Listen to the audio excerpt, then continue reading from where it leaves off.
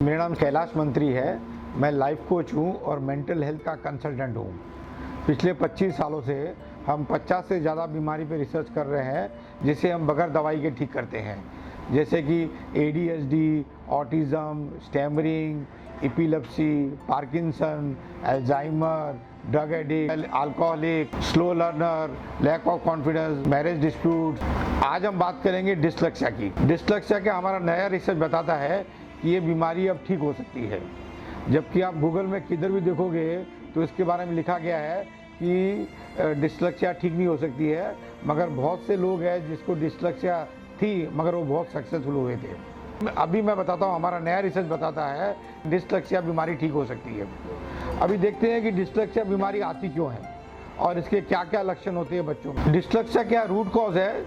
Lack of confidence, low self esteem, suffering, excess thinking, doubting nature, indecisive, confusion, suffering, negative approach, frustration, past bad memories, fear, phobia.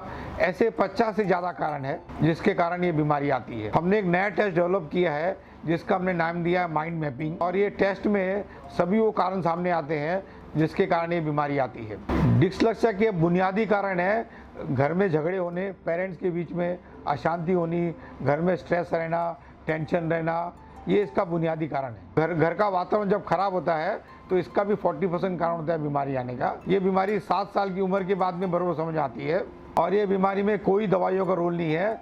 ये बीमारी बगैर दवाइयों की ठीक होती है। पहले माना जाता था कि ये शायद न्यूरोलॉजिकल डिसऑर्डर है, तो लोग न्यूरोलॉजिस्ट के पास जाते थे। फिर समझ में आया कि ये ब्रेन डिसऑर्डर है, मगर ये दोनों ही नहीं है।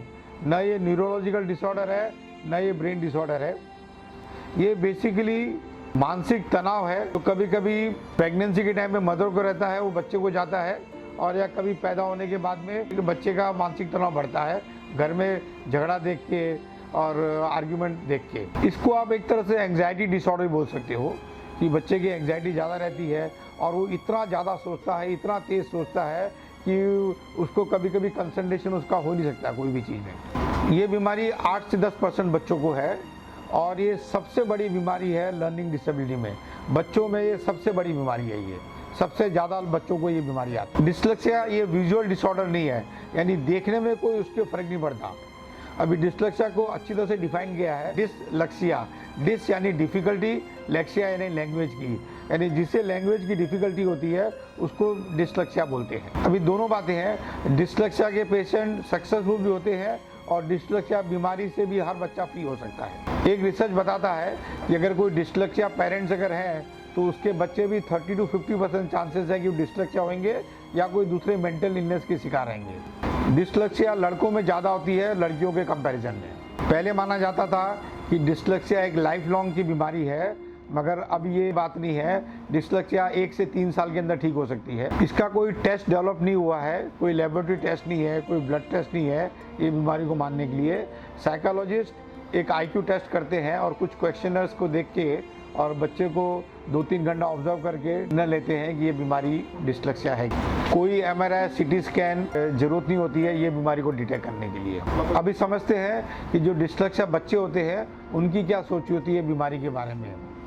वो बोलते हैं मेरी कोई गलती नहीं है, मैं कोई लेज़ी नहीं हूँ, मैं कोई डम नहीं हूँ, कभी कभी मैं अच्छा काम करता हूँ, कभी कभी मैं अच्छा समझता हूँ, मगर मेरे को पढ़ाई करने में बोर होता है, मेरे को पढ़ाई करने में मज़ा नहीं आता है, मेरे को चीज़ें समझ में नहीं आती है, मैं चीज़ें भूल जाता हूँ, याद नहीं रहती है मुझे, मेरी शायद मेमोरी ख़राब है, शायद भगवान की कुछ गलती है कि मेरे को ऐसी बीमारी आई है। कलर लेंसेज का कोई रोल नहीं है बीमारी में, क्योंकि ये विजुअल बीमारी है ही नहीं। ये बच्चे का कंसंट्रेशन ख़राब है, उसकी एंग्जाइटी ज़्यादा है, वो ज़्यादा सोचता है और बहुत स्पीड से सोचता है और इसलिए बीमारी आती है। अभी दोनों बात है, बता भी सकते हो, बताने की कुछ फ़ायदे हैं, बताने के कुछ नुकसान है। बताने का नुकसान है कि उसकी ब्रांडिंग हो जाएगी कि मैं डिस्लेक्सिया हूँ और फिर गूगल में सब सर्च कर लेगा वो कि ये क्या क्या बीमारी हो, सारे सिम्टम पैदा कर लेगा वो, और नहीं बताओ भी चलेगा। मगर मैं ख़ास करके बोलूँगा कि ये लॉ ऑफ अट्रैक्शन बड़ा काम करता है ये बीमारी में। तो फैमिली मेम्बर की धारणा हो जाती है बच्चे को लर्निंग डिसेबिलिटी है। ये ब्रांडिंग बड़ी नुकसान देती है बच्चे को ठीक होने में। हाँ, 1 से 3 साल के अंदर ये बीमारी ठीक हो सकती है। मैं आपको बताऊँ 3 तरह की लर्निंग होती है, 3 तरह के लोग होते हैं। कुछ लोग ऑडिटरी होते हैं, जो सुन के बहुत अच्छी तरह समझते हैं, कुछ लोग कैनेस्थेटिक होते हैं जो खाली फीलिंग ओरिएंटेड होते हैं, और कुछ वो विजुअल होते हैं जो देख के इमेजिन करके अपनी लाइफ जीना चाहते हैं।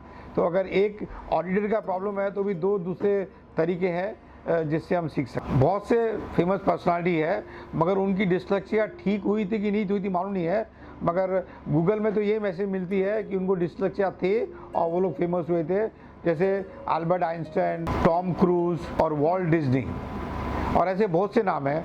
सुनने में ये भी आता है कि शायद अभिषेक बच्चन को भी डिस्लेक्सिया था बचपन। मैं लास्ट में फिर बोल दूँ, डिस्लेक्सिया ठीक होती है और 1 से 3 साल में ठीक होती है, और पेरेंट्स को भी इसमें 5 से 10 दिन के लिए आना पड़ेगा बच्चों के साथ में ट्रीटमेंट के लिए, और उसके बाद में फिर बच्चे का अकेला ट्रीटमेंट होता है, और 75 to 90% चांसेस है कि ऐसे बच्चे ठीक हो जावे 1 साल के अंदर। मेरा नाम CA कैलाश मंत्री है, मैं लाइफ कोच हूँ और मेंटल हेल्थ का